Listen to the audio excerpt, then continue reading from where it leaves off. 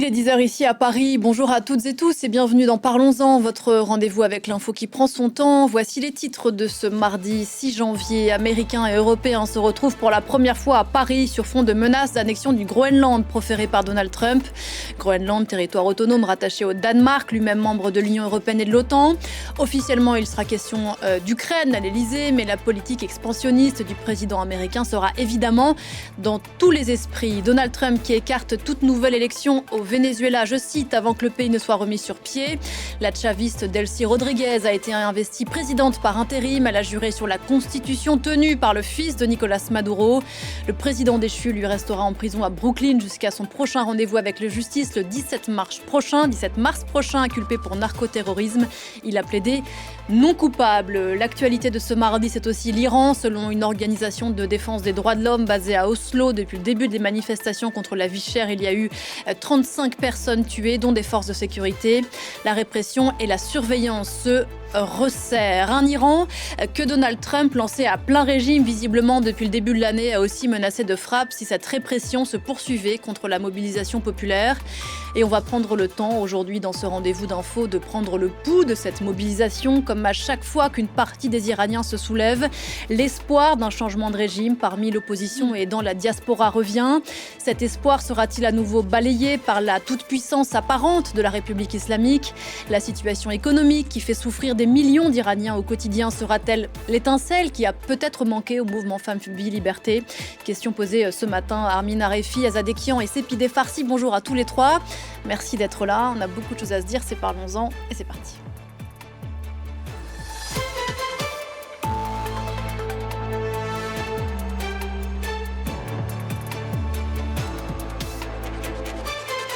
Bonjour Sepideh Farsi, bienvenue sur ce plateau. Vous êtes réalisatrice, on vous doit entre autres choses de très remarqué dernièrement Put Your Soul on Your Hand and Walk à propos de Gaza, mais vous êtes bien sûr tout à fait compétente sur ce sujet de l'Iran. Azadekian, bonjour. Bonjour. Professeure directrice du CEDREF, Centre d'enseignement, de documentation et de recherche pour les études féministes à l'Université de Paris. Désormais émérite.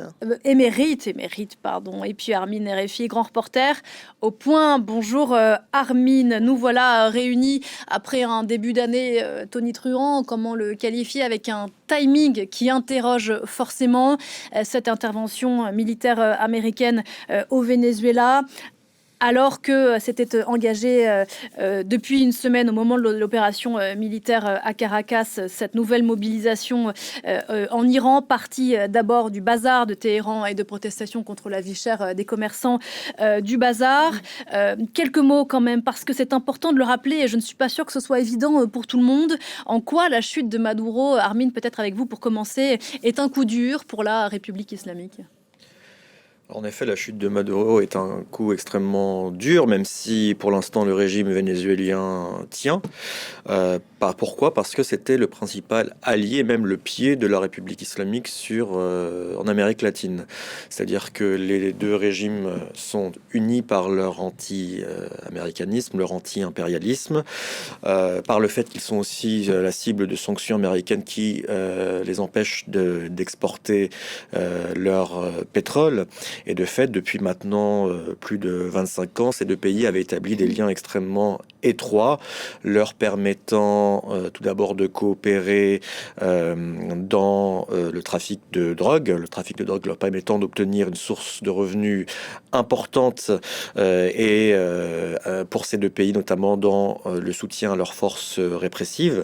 Le Venezuela est également un hub pour le Hezbollah. Donc le Hezbollah libanais, allié de l'Iran, est disposé sur place de nombreux combattants. Il faut aussi rappeler que le Hezbollah lui-même excelle dans le trafic de drogue, notamment en Amérique latine. Donc c'est un coup dur parce que l'Iran aujourd'hui a un allié extrêmement affaibli, un Iran qui est déjà au Moyen-Orient extrêmement affaibli depuis le lendemain du 7 octobre. Et c'est également un message envoyé au guide suprême, l'ayatollah Khamenei, à savoir qu'aujourd'hui les États-Unis, en tout cas Donald Trump, s'il le souhaite, peut aller jusqu'à enlever un dirigeant étranger sur son propre territoire. Bien évidemment qu'en pleine crise sociale de manifestation en Iran, le message est certainement passé. Je parlais du timing il y a un instant. Azadekian, il n'a échappé à personne que l'opération au Venezuela est intervenue le jour du 6e anniversaire de l'assassinat du général Soleimani, haut commandant des gardiens de la Révolution, tué en janvier 2020 dans une frappe de drone américaine à Bagdad. Il n'y a pas de hasard en géopolitique? Je ne sais pas si c'était fait exprès ou non par les Américains. On sait que, effectivement, comme Armin l'a expliqué, mais ce sont des opérations qui se préparent bien à l'avance, avec des complicités à l'intérieur du régime vénézuélien. Ce qu'on a pu voir aussi en juin de cette année, de 2025, lorsque l'armée israélienne a attaqué l'Iran et bombardé ce pays en tuant un certain nombre de chefs des gardiens de la Révolution. Ils avaient aussi des complices à l'intérieur du régime, et c'est comme ça que les Américains ou Israéliens parviennent en fait à leur but, certes. Donc, en tout cas, ce que le régime a essayé de faire cette année, c'était que pour amoindrir l'importance de la révolte sociale actuelle, eh bien, ils ont mis en avant effectivement l'assassinat de Qassem Soleimani. Ce qu'ils font chaque année, d'ailleurs. Et ce qu'ils font chaque année, effectivement, dans une province qui, pour l'instant, Kerman, qui pour l'instant est calme, contrairement aux autres régions de l'Iran, où effectivement, comme on le sait, la population se mobilise et a continué à se mobiliser malgré une répression féroce pour protester contre à la fois ce régime, le guide, mais également la corruption, bien évidemment, et la mauvaise gestion de l'économie qui ont conduit à l'appauvrissement de la population, disparition des classes moyennes donc c'est ça qui est très contesté, et on peut s'attendre à ce que ça continue malgré ce que j'entends dans les médias, puisque absolument toutes les raisons qui ont provoqué ces mobilisations et qui ne datent pas d'aujourd'hui, si vous regardez l'histoire très récente du régime islamique, au moins depuis 2009, il y a toutes les quelques années, il y a des mobilisations, il y a des mouvements sociaux, et les derniers en place, effectivement, le mouvement vert, puis en 2019 avec le triplement du prix de l'essence, où les classes populaires étaient dans la rue, et bien sûr 2022 avec le mouvement Fin Vie Liberté, avec chaque mouvement avec ses propres acquis. Aujourd'hui, je pense qu'on est en train de de réaliser une sorte de, coalition de l'ensemble des acteurs, actrices de ces récents mouvements vers le changement du régime. Mais pour moi, pas une nouvelle révolution comme l'Iran l'a connue en 79. Je suis pour la thèse de l'effondrement du régime. Je pense que c'est ça qui est en train d'être accéléré grâce aux mouvements sociaux. On va y venir dans un instant, bien sûr, à cette mobilisation, celle entamée il y a 10 jours maintenant. D'un mot quand même encore sur les conséquences de ce qu'on a vécu le week-end dernier en Amérique latine. Est-ce que la chute de Chavez, la façon dont il a été déboulonné en quelques heures par une armada de forces américaines, a dopé un peu l'opposition iranienne, comme le disait Armin? Alors Maduro n'est pas Ramenei, c'est certain, mais est-ce qu'il y a quelque chose de cet ordre où on se dit, en fait, tout peut arriver dans le monde dans lequel on vit aujourd'hui? Alors, je voudrais d'abord replacer, c'est pas l'anniversaire de Soleimani, ou peut-être oui, un peu, qui a décidé de la date de la américaine. Bien sûr, c'est pas ça, mais il y a une concordance des temps. L'affaiblissement de Trump à l'intérieur. Enfin, le dossier Epstein est quand même majeur. Moi, je me souviens de ce qu'a fait Clinton il y a longtemps il a attaqué le Soudan alors qu'il était en procès attaqué par Levinsky. Et là, c'est la même chose. Et Trump est super affaibli et il choisit cette date alors qu'on dit ouvrez le dossier, ouvrez les files, les fichiers Epstein, et il attaque. Et en fait, les rangs MAGA sont très divisés là-dessus aussi. Pour revenir sur ce que ça donne à nous, Iraniens et Iraniennes, comme perspective, il y a des gens, il y a des Iraniens, il y a l'ultra-droite iranienne, oui, qui s'en réjouit, mais il y a beaucoup de gens qui disent laissez les Iraniens décider seuls de leur sort, pas d'intervention militaire, surtout pas comme au Venezuela. Donc, moi, quand j'entends les slogans à l'intérieur du pays, c'est les mêmes slogans, comme le disait Azadeh, qui se bâtissent sur d'autres mouvements. Nous sommes même maîtres de notre propre destin. Absolument. Liberté, liberté, liberté. Ça, c'est un slogan qu'on avait avant, même en 78. Je m'en souviens encore. J'étais petit ado, mais je m'en souviens. Et ça revient. Femme, vie, liberté est toujours là. D'ailleurs, au mouvement qu'elle a cité, j'ajouterai le 2017, les filles de la Révolution, et 2006, la campagne contre l'apartheid de genre. C'est-à-dire que les revendications iraniennes sont claires et l'effondrement, effectivement, à cause de la mauvaise gestion du régime, de la corruption et des sanctions réunies, et cette pression incroyable sur la population. C'est-à-dire que aujourd'hui, le chiffre officiel donné quasiment par le régime, c'est 1 Iranien sur 3 qui vit sous le seuil de la pauvreté. Le chiffre réel, c'est près de 2 Iraniens sur 3. L'effacement de la classe moyenne est vraiment largement entamé.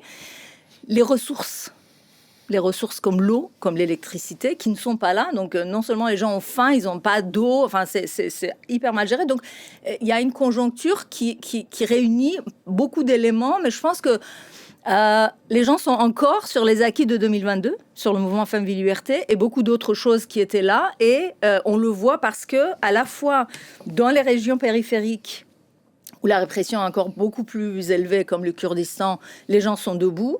Baloutchistan, on les voit un peu moins, mais quand même, je crois que... Et dans les grandes villes, et les étudiants, et les gens plus âgés, et les retraités. Donc, en fait, cette intersectionnalité du mouvement, on l'observe encore plus que dans 2022, et la composante économique, évidemment. Vous me connaissez un peu, je sais que je suis têtue, je tiens quand même encore à un mot sur Donald Trump, même si les Iraniens sont maîtres de leur destin, et on va y venir.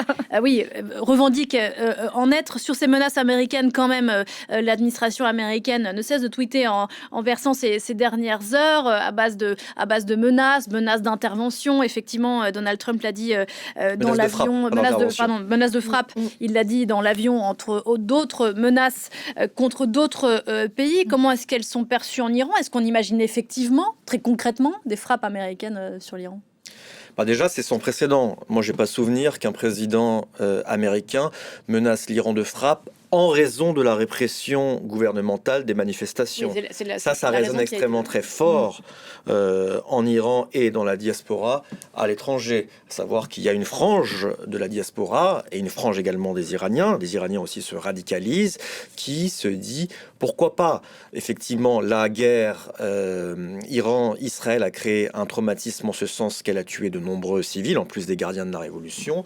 Mais il y a une partie des Iraniens, parce que je ne vais pas parler au nom des Iraniens, qui se disent, s'ils frappent des centres du pouvoir, pourquoi pas.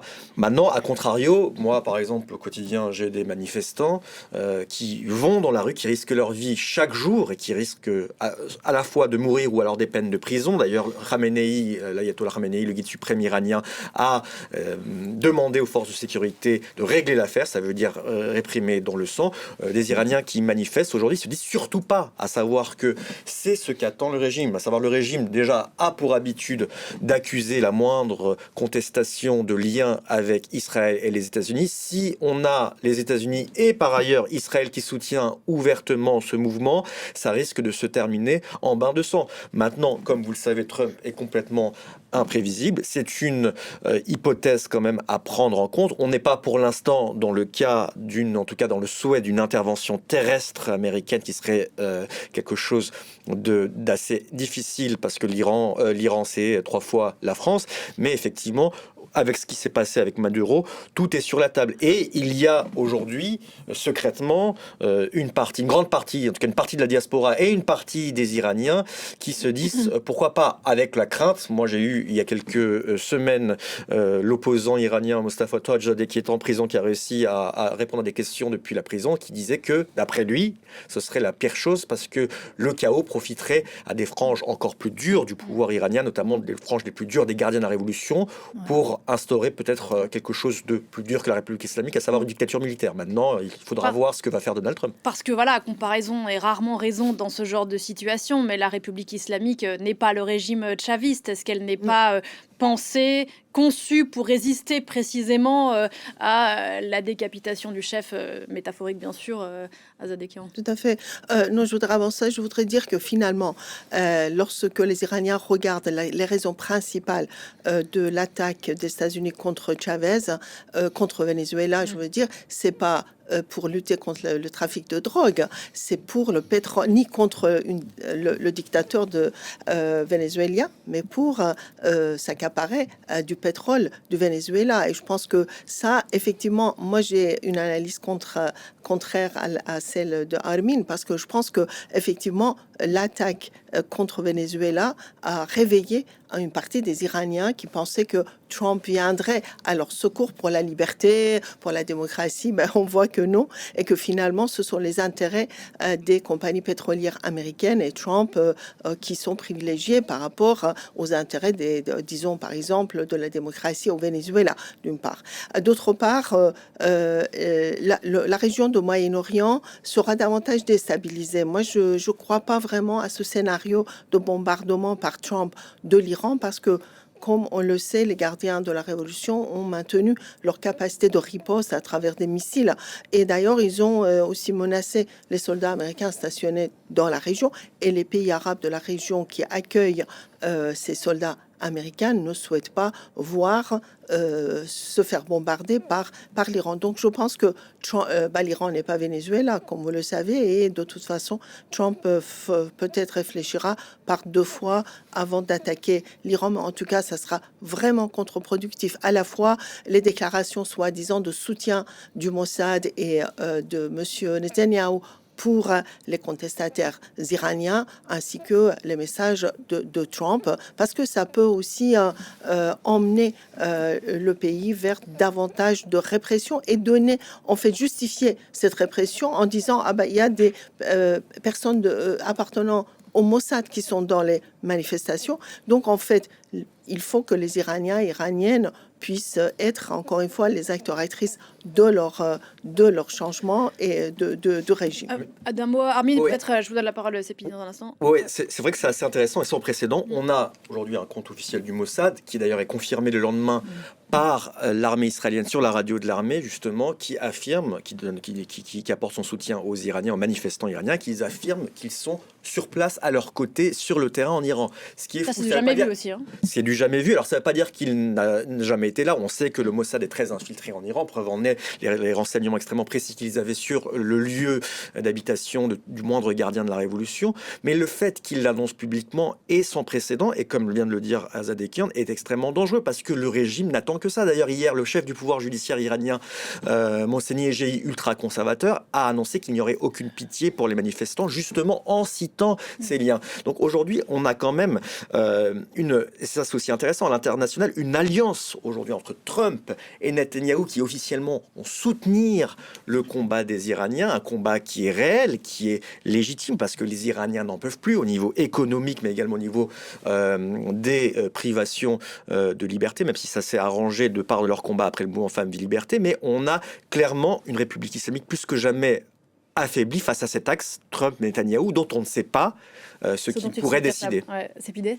Oui, non, les tentatives de manipulation sont multiples, parce qu'il y a à la fois les annonces officielles dont parlait Armin, tweet en persan du Mossad, qui est quand même étrange de cette façon, et en même temps des manipulations de timeline. On se souvient de l'enquête de Haaretz il y a quelques mois, qui a officiellement, avec preuve à l'appui, a démontré qu'Israël avait dépensé beaucoup d'argent pour manipuler la timeline au moment où les attaques en juin avaient eu lieu d'Israël d'abord et des États-Unis ensuite contre l'Iran, pour montrer aussi que beaucoup de gens étaient, pour propulser le fils du Shah, Reza Pahlavi, en avant, alors que c'était une manipulation avouée même par les Israéliens.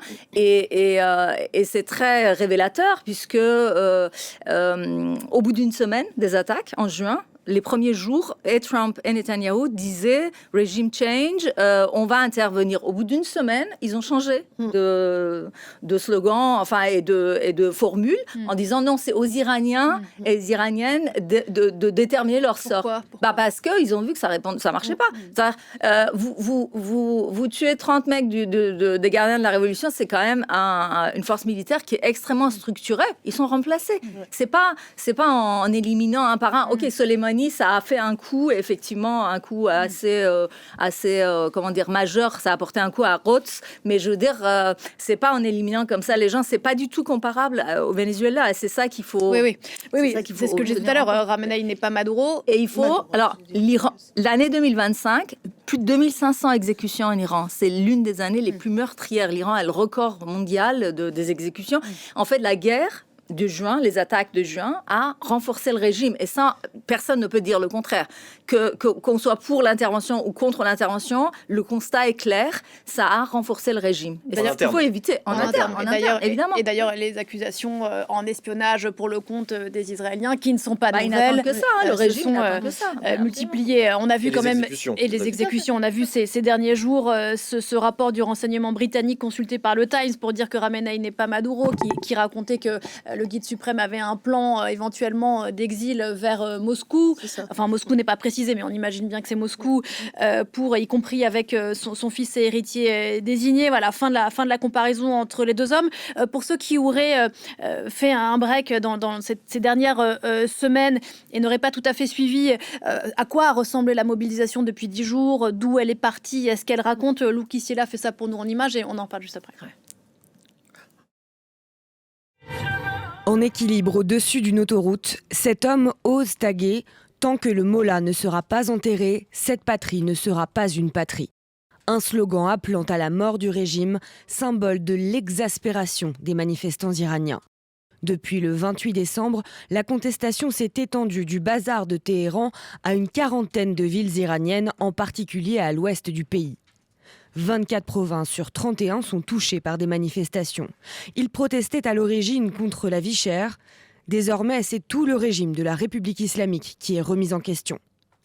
Les autorités iraniennes continuent, elles, d'accuser Israël et les États-Unis d'inciter à la violence.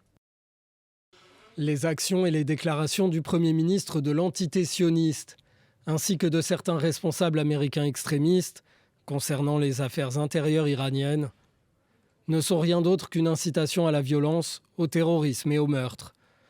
Nous rendons grâce à Dieu car ces individus n'ont aucune crédibilité. Et notre peuple, les peuples de la région et de la communauté internationale, ne se laisseront pas tromper par ce comportement hypocrite. Les autorités disent entendre les revendications des manifestants, mais ont en revanche intensifié la répression contre ceux qu'ils appellent des émeutiers. D'après des associations de défense des droits humains, les gardiens de la révolution auraient ouvert le feu sur des manifestants dans le district de Malek-Shahi, tuant 4 membres de la communauté kurde ce week-end. Sur ces images, on voit aussi les Pasdaran s'introduire dans un hôpital de la ville d'Ilam pour y enlever des manifestants. Ils auraient même tiré des grenades de gaz lacrymogène dans l'hôpital. La presse d'État affirme qu'un policier aurait été tué alors que les manifestants attaquaient un commissariat. Donald Trump menace lui d'intervenir. On va s'en occuper, on suit la situation de près. S'ils recommencent à tuer des gens comme ils l'ont déjà fait, je pense qu'ils vont être sévèrement punis par les États-Unis. Le gouvernement iranien a annoncé distribuer une aide mensuelle de 6 € par personne pendant 4 mois, bien loin de pouvoir combler la hausse des prix ou de calmer la colère dans le pays. Sauf erreur, je crois que c'est le 7e mouvement de contestation en Iran depuis 2017. Et pour rebondir sur ce que vous disiez tout à l'heure, Azadekian, est-ce que ces mouvements de contestation qui naissent les uns après les autres se nourrissent les uns des autres et ne sont qu'un millefeuille qui s'associe, ou ils ont, parce qu'ils ne partent pas, là on est parti de la vie chère et non pas d'une lutte pour les droits individuels, est-ce qu'ils se nourrissent, est-ce qu'ils sont antagonistes, comment ça se passe, Armin? Armin? Bien évidemment, déjà 2009, au départ, c'était pas un mouvement anti-régime, c'était un mouvement contre une élection qui était jugée frauduleuse, alors que c'était une élection entre candidats sélectionnés par le régime. Ça montre 2009 l'échec et la fin du mouvement, de l'illusion du mouvement de réforme en Iran. 2017 et 2019, c'était davantage contre la vie chère, et c'est pour la première fois les manifestants, plutôt des classes défavorisées, les oubliés de la révolution, des promesses révolutionnaires de l'ayatollah Khomeini qui appelait à amener le pétrole à l'argent du peuple iranien qui était déçu. 2022, c'est un mouvement au départ de sidération de la part d'une partie de la jeunesse iranienne, notamment des femmes, après la mort pour un voile mal porté de Mahsa Amini. Et puis là, on revient, et qui d'ailleurs a abouti à ce que les Iraniennes aujourd'hui dans de nombreuses villes ne portent plus le voile ni le manteau islamique, contre l'avis des autorités et malgré la répression. Et aujourd'hui, on en est de nouveau à une question économique, en sachant que c'est avant tout l'inefficacité du gouvernement qui a maintenu 2 taux parallèles de dollars permettant l'inflation, ne pouvant rien contre l'inflation et autorisant la corruption, qui amène les Iraniens, notamment le bazar, soutien historique de la République islamique, dans la rue. Donc bien évidemment que ces mouvements se répondent, marquent un ras-bol généralisé de plus en plus important au sein de différentes strates et couches iraniennes, quelle qu'elle soit leur classe, leur milieu social et même politique. Maintenant, on va dire le déséquilibre des forces reste extrêmement défavorable aux manifestants, favorable au régime qui n'a pas encore, on parlait aujourd'hui de 35 morts, mais ça reste quand même assez faible, si je peux dire, par rapport aux 1500 morts de 2019, aux 500 morts de 2022, et surtout se pose la question de l'alternative. Et cette fois-ci, ça peut servir votre transition, on a quand même pour la première fois des slogans assez nombreux, non plus de on va dire de condamnation de Khamenei, du dictateur ou de la République islamique, mais en faveur d'une nouvelle personnalité, en tout cas dans ces manifestations, même si on le connaît depuis très longtemps, le fils du dernier Shah d'Iran et prince héritier, Reza Pahlavi, dont le nom est scandé par un certain nombre de manifestants. En tout cas, c'est le nom qui est scandé, pour lesquels une partie des manifestants sont le plus favorables, même si il faut ajouter de la même façon que ces slogans sont amplifiés par une partie des chaînes d'opposition qui sont à l'étranger et acquises à sa cause. Alors parlons de lui, puisque vous le mettez sur la table, Armin Arefi, vous l'évoquiez rapidement tout à l'heure, Sepideh. Je vous donne la parole dans un instant, Azadekian, parce que cette question aussi de l'effritement du soutien parmi les pro-régimes, elle est importante. Un mot de Reza Pahlavi, donc fils exilé aux États-Unis qui vit dans un luxe flamboyant du Shah d'Iran, personnalité clivante quand même si effectivement son nom revient, je vous vois rigoler, enfin sourire, plus que clivante. Clivante, oui, parce que Monsieur Reza Pahlavi a lui-même changé de revendication et de position à maintes reprises. Je n'oublierai jamais qu'il a soutenu les frappes israélienne américaine contre l'Iran en juin. Ça, c'est impardonnable. Il est de ceux qui disent il faut des frappes. Apparemment, aujourd'hui, il s'est prononcé, paraît-il. J'ai appris en venant ici que ce matin, il a dit qu'il était contre l'intervention américaine potentielle en Iran. C'est déjà un pas de gagner. Mais j'oublierai pas sa position en juin. Mais surtout, il a dit au moins 2 fois, je pense, qu'il ne voulait pas être roi. Et puis après, il a changé. Puis après, il a dit, je vais accompagner la transition vers la démocratie. En fait, il propose quoi? Allez lui demander, je ne sais pas. Il change. Donc, je pense que, il est clivant aussi parce qu'il change. Et dans ses rangs, il y a une division quand même. Et après, moi, je dirais que c'est vrai qu'on entend les slogans pro-Pahlavi, mais il y a aussi beaucoup de fake. Il y a des vidéos trafiquées qui circulent. C'est hallucinant. Moi, je faire très attention avec les vidéos qui viennent d'Iran. Et c'est même pas du deepfake. C'est carrément juste de la voix ajoutée. On le voit même avec un œil semi-expert ou même pas. On voit qu'il y a des vidéos. Alors, il y a aussi réellement des slogans, bien sûr, pro-Pahlavi, mais la quantité est exagérée largement par une propagande qui n'est pas démocratique. Attention effectivement à toutes les vidéos que l'on reçoit depuis l'Iran en décalé. Il faut prendre le temps de les identifier. Excusez-moi, je voudrais juste ajouter à ce que dit Sepideh que ça dépend vraiment des villes, des régions. Par exemple, on voit par exemple Reza Shah, soit en paix, repose en paix, c'est le grand-père. C'est pas Reza Pahlavi qui se trouve à Washington, mais le grand-père. Et pourquoi? Parce que le grand-père, c'est débarrasser l'Iran des mollahs. Il faut quand même connaître l'histoire contemporaine de l'Iran pour comprendre aussi le sens de ces slogans. Reza Pahlavi, personnalité clivante, notamment parce qu'il s'est aussi affiché, et j'imagine que les Iraniens ne l'ont pas oublié, avec le Premier ministre Netanyahou. L'image avait fait grand bruit. Effectivement, il y a eu un rapprochement entamé avec le gouvernement Netanyahou, notamment son ancienne ministre du renseignement Gila Galmiel, où il y a eu de plusieurs visites, notamment au cœur, avant même le 7 octobre, au cœur des ennuis judiciaires et des manifestations contre Benyamin Netanyahou. Donc, qui est clairement, on va dire, un alignement politique d'ailleurs entre Reza Pahlavi et la sphère MAGA aux États-Unis, Donald Trump, mais également le gouvernement d'extrême droite de Benyamin Netanyahou. Maintenant, côté iranien, il y a quand même eu des sondages, alors plus ou moins fiables, mais qui montrent que, étant donné que Reza Pahlavi est le seul candidat du camp de la frange royaliste monarchiste et nostalgique de la monarchie en Iran, il est la personnalité dont le nom recueille le plus de suffrages, je crois 33%, d'après un sondage de l'Institut Gaman, un institut danois qui a été publié l'été dernier. Et par ailleurs, moi-même, j'ai discuté avec des royalistes en Iran, y compris qui manifestent, et qui me disent une chose assez intéressante. Déjà, ils sont désespérés par la situation actuelle économique et des libertés en Iran. Ils sont aussi extrêmement déçus par rapport à ce qu'on a appelé les réformistes, les réformateurs en Iran, qui d'après eux n'ont pas su faire face au guide suprême, au rouleau compresseur du véritable chef de l'État iranien, Ali Khamenei. Et de fait, aujourd'hui, leur but premier, c'est de se débarrasser des mollahs à n'importe quel prix. Et dans ce contexte-là, ils voient la personnalité de Reza Pahlavi et la modernité qu'il défend, qui leur rappelle la modernité défendue à l'époque du Shah, même si celui-ci était par ailleurs un dictateur, comme une possibilité, et qui explique, d'après eux, la présence de plus en plus nombreuse de slogans, à savoir qu'aujourd'hui, ils voient un alignement, encore une fois, on revient à la question de tout à l'heure, entre le souhait, la politique de Donald Trump, celle de Benyamin Netanyahou et la possibilité d'un régime change. Et dans ce contexte-là, pour eux, la personnalité, on va dire, la plus légitime et la mieux placée est Reza Pahlavi. Et c'est la raison pour laquelle ils le soutiennent.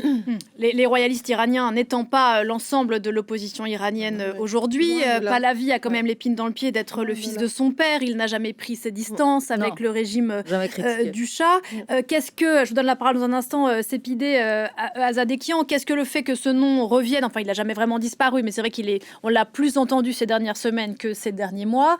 Qu'est-ce que ça dit du vide aussi d'alternatives autres qu'il y a aujourd'hui dans l'opposition iranienne? Écoutez, moi je serais pas d'accord avec vous. L'alternative existe en Iran. C'est une question que je pose. Non, l'alternative existe en Iran. Il y a des coalitions qui sont en train, une fois de plus, de se faire. Par exemple, on faisait allusion tout à l'heure à une récente déclaration de 17 personnalités qui aussi proposé, parmi lesquelles Jafar Panahi, parmi lesquelles Naguez Mohammadi, la prix Nobel de la paix, qui est emprisonné. Mohammadi et d'autres qui sont en Iran même, beaucoup d'entre eux et qui sont emprisonnés, beaucoup parmi les signataires, et ne sont pas seuls parce qu'ils proposaient par exemple une solution aussi pour le changement de ce régime, mais de façon pacifique, sans intervention militaire, sans l'effusion du sang. À cela s'ajoute effectivement tous ces étudiants qui manifestent dans les campus des universités et qui n'ont absolument pas pour slogan vive le Shah d'Iran ou vive Reza Pahlavi, mais en fait ce qu'ils disent c'est nous voulons ni les mollahs ni le Shah. Ça veut dire que c'est des républicains iraniens. Et pour ma part, quand j'ai étudié cette société, moi je pense que la majorité écrasante de la société iranienne est plutôt républicaine que monarchiste, parce que en plus de ça, la monarchie qu'on a eue en Iran, on oublie souvent, mais il y avait la répression, il y avait aussi l'usurpation de pouvoir par une minorité, etc. Donc je ne pense pas que en plus de ça, Reza Pahlavi est une personnalité qui est décriée par énormément de ses propres conseillers. Il faut écouter les conseillers, les anciens conseillers de Reza Pahlavi qui sont à l'étranger, qui sont menacés de mort par d'autres monarchistes dans la diaspora. Donc en fait, il n'y a absolument aucune unanimité quant à ce personnage qui sorte quand les gens se font tuer, il sort comme nous venons sur les plateaux de télé, etc. Il fait pareil. Mais en fait, il ne joue absolument aucun rôle majeur dans ce qui se passe dans ce pays. Il n'a pas de soutien structuré dans ce pays. Je ne nie pas qu'un certain nombre d'Iraniens en Iran et au sein de la diaspora le soutiennent, ça on est d'accord, mais en fait soutien structuré au sein des gardiens, au sein de l'armée, au sein de ceux et celles qui peuvent effectivement constituer une alternative. Moi, j'attends à ce qu'on me le montre. Pour l'instant. Disons que pour l'instant, il est identifié quand les propositions ne sont peut-être pas incarnées. C'est peut-être ça. Écoutez, c'est une personnalité politique qu'on l'aime ou pas, parmi d'autres, mais qui a quand même eu, qui a des moyens. Il bénéficie des fonds considérables dont il a hérité et qui sont placés. Il est aux États-Unis en toute liberté. Donc évidemment, maintenant, je veux dire, sur le fait que les réformateurs n'ont pas réussi à réformer et que ce régime est irréformable, on est d'accord avec ceux qui le disent, qu'ils soient monarchistes ou pas. Ça, c'est ils l'ont pas trouvé tout seul. Je veux dire, ça, c'est le constat du peuple iranien dans son ensemble, qui en a marre de ce régime. Quand on entend Makbar Setamgar comme ce qui veut dire que celui qui fait du mal, que ce soit le roi ou le mollah, on n'en veut pas. En fait, c'est ça que ça veut dire. Et ces slogans-là sont toujours là. Il y a une frange de la population, sans doute, qui rêve de lui comme potentiel leader. Mais moi, les 33%, je ne sais pas d'où ça sort. Enfin, je veux dire, est-ce qu'on peut faire une enquête dans les conditions actuelles? C'est extrêmement difficile. Mais je pense que ça traduit aussi la radicalité actuelle d'une frange de l'opposition iranienne, qu'elle soit à l'étranger ou en Iran, qui n'en peut plus et qui n'a pas le temps d'attendre des décennies que change ce pays, parce qu'effectivement, autant sur le court terme, la situation de l'Iran est terrible, mais autant sur le moyen long terme, l'Iran, c'est un pays extrêmement éduqué, un pays qui est en train de se désislamiser, et on l'a vu à la faveur du mouvement Femmes, Vie, Liberté, mais quid de ce qui se passe aujourd'hui? Comment est-ce que les Iraniens vont continuer à vivre alors que, par exemple, le prix de la viande aujourd'hui est de 17 € le kilo, venons-en justement, pour un salaire moyen de 170 €. Venons-en, les autorités de la République islamique ont annoncé donc cette aide de 6 € par mois par Iranien pendant 4 mois, censément pour calmer la colère.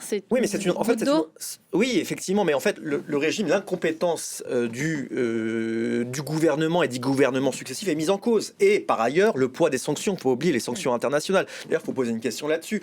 La France a joué un rôle extrêmement important dans la réimposition des sanctions de l'ONU sur le nucléaire iranien, ce qu'on a appelé le snapback. Pour non-respect par l'Iran, ce qui, par ailleurs, c'était au mois de septembre dernier. Effectivement, le but, d'après Jean-Noël Barrot, c'était justement d'avoir un levier de pression pour amener les Iraniens à revenir à la table des négociations et négocier un accord sur le nucléaire iranien. Ça n'a pas servi. D'ailleurs, côté iranien, ce que les Iraniens disent, les autorités iraniennes, c'est qu'ils se sont fait avoir et que les Américains ne voulaient pas négocier. Et ce qu'ils voulaient, c'était la capitulation du régime. Donc ça n'a pas marché, ça a empiré le quotidien des Iraniens. Aujourd'hui, ce que les autorités iraniennes, en tout cas quand on discute avec elles, disent, c'est que le calcul des Occidentaux, américains en tête, mais également israéliens et européens, c'est le pourrissement de l'intérieur du régime iranien, un peu à la manière de ce qui est arrivé en Irak après la première guerre du Golfe, la guerre du Koweït en 1991, à savoir un pays criblé de sanctions, une population qui se soulève de temps à autre mais qui est réprimée dans le sang, et le spectre d'une intervention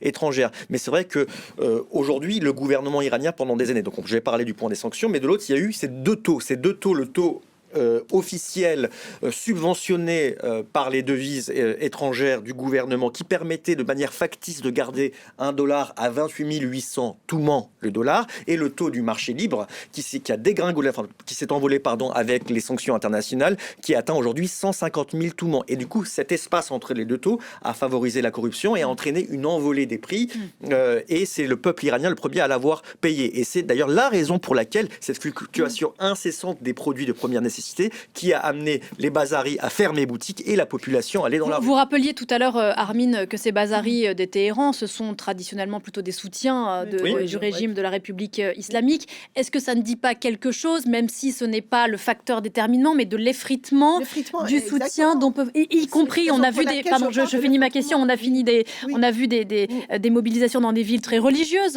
aussi. Je pense à Rome notamment. Est-ce que ça dit quelque chose? À Machhad aussi, est-ce que ça dit quelque chose quand même même si ça n'est pas, ça ne permet pas un mouvement global, mais quand même d'un affaiblissement et d'un effritement du régime.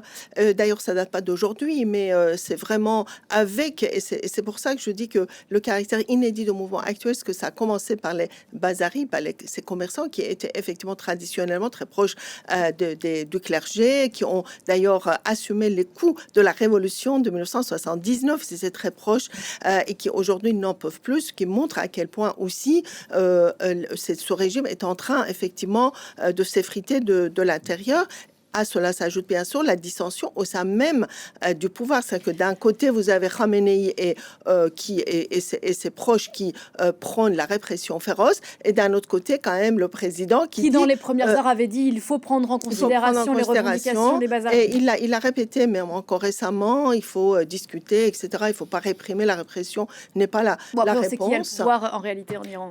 Écoutez, le peuple, voilà, c'est ce que j'ai dit, les peuples d'Iran ont le pouvoir, et au fur et à mesure que les luttes convergent, et vous allez voir par exemple, pas plus tard qu'hier, il y a aussi des enseignants qui se sont joints à ces mécontentements.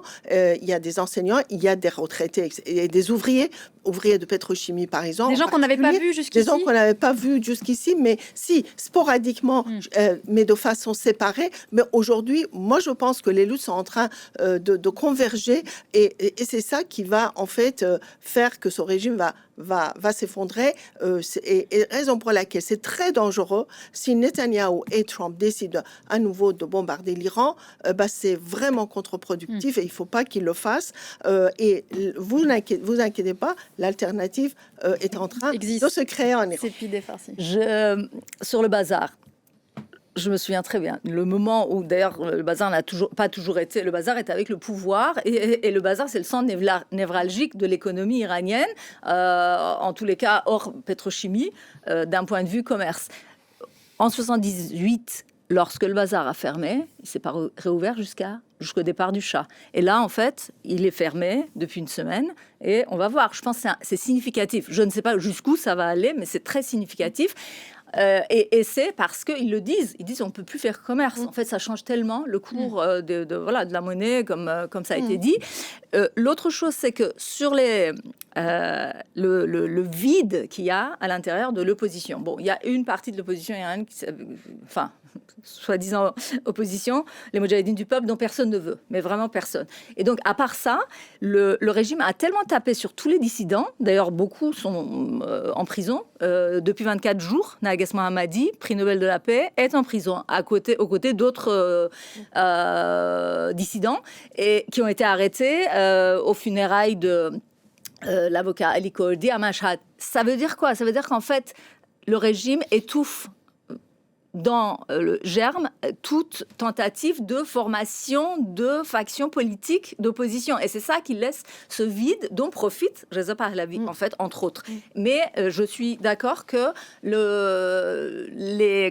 luttes convergent, et les forces de l'opposition vont s'organiser. Il faut leur laisser le temps, en fait. Il faut quand même du temps, parce que c'est... J'interroge vous qui regardez ce pays depuis des années, tous les trois. Est-ce que vous sentez, Armin, c'est vrai que là, on se détache un peu peut-être d'éléments consistants, mais est-ce que vous sentez quelque chose qui donnerait à ce mouvement-là quelque chose en plus de celui de Femmes, Vie, Liberté, précisément parce que c'est relais dans ce qui est... Alors déjà, il y a une chose, c'est que, en tout cas, moi, tous les contacts que j'ai sur place, en tout cas dans les grandes villes, me disent qu'il n'y a pas des manifestations partout dans le pays. C'est quand même assez, on va dire, limité. Il y a un grand nombre de villes où ça a manifesté, ça continue, 70 villes, 18 provinces, mais dans les grandes villes, on ne voit pas des manifestations partout comme ça. Première chose. Et en termes de volume, le mouvement est moins important que Femmes, Vie, Liberté ou que les manifestations de 2019. Mais est-ce que c'est ça Pour répondre à votre question, c'est le pourrissement, notamment économique, de la situation en Iran qui va donner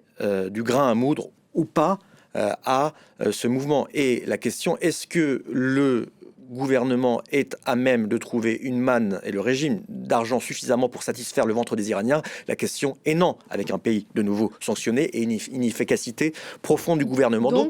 Donc ça va pourrir, donc ça va se poursuivre, et à un moment on va arriver à une impasse. Dernière chose, on parlait, il faut aussi quand même le dire, d'opposition, alors les Moudjahidines du peuple mis de côté, mais il ne faut pas oublier que Reza Pahlavi, alors il a souvent de très bons discours. Alors, il a quand même un projet qui est celui de prendre la tête d'une transition ensuite avant l'organisation des référendums et d'une élection libre.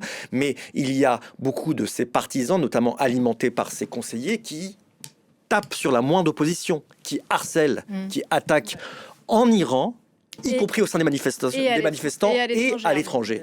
Et c'est pas possible en fait. C'est-à-dire que c'est se tirer une balle dans le pied. Il n'est impossible, justement, c'est jouer le jeu de la République islamique de taper le moindre analyste, journaliste, opposant. On est quand même, ce que les Iraniens cherchent, c'est quand même la liberté d'expression. Et ça, Reza Pahlavi, il ne s'est jamais opposé à cela, y compris quand il y a eu des dissensions au sein de cette brève coalition de l'opposition à l'étranger qui a été formée et qui s'est vite délitée aux grandes dames des Iraniens de l'intérieur du pays parce qu'il y avait des intérêts divergents. Donc aujourd'hui, le mot d'ordre, ça doit être, si Reza Pahlavi, comme les autres veulent avancer, l'unité de toute l'opposition.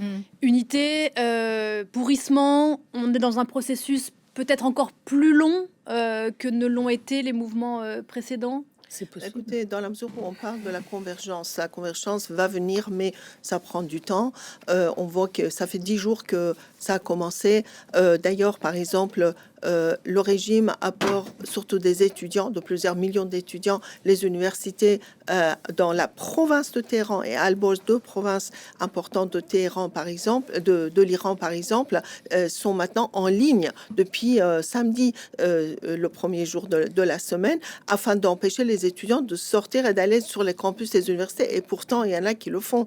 Donc, je veux dire, et il y a, par exemple, on constate des régions iraniennes, par exemple, le Kurdistan, Baloutchistan, par exemple, ça y est, les gens sont sortis vendredi dernier, après la prière de vendredi, parce que c'est des sunnites. Le Kurdistan commence quand même. C'est-à-dire que les régions qui jusque-là n'étaient pas partie prenante du mouvement commencent à s'y joindre. Et surtout, les catégories sociales qui commencent également. Alors, tout le monde ne manifeste pas. Est-ce qu'en France, des millions de protestateurs français vont dans la rue? Non. Mais les gens sont mécontents. C'est peut-être moins visible qu'il y a 4 ans maintenant, 3 ans et demi, mais c'est un mouvement plus long, peut-être.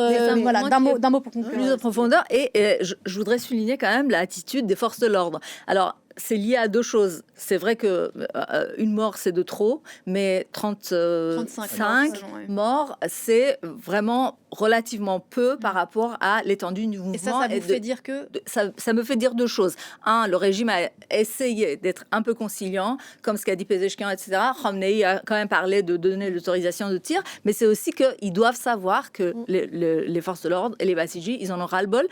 On les voit dans les images. Moi, je regarde aussi les images, je suis cinéaste. Je disais que les images, c'est une personne, un homme qui est en boule comme ça, qui tient tête, un jeune couple qui tient tête, et en face, on a les anti-émeutiers, voilà, casqués, etc.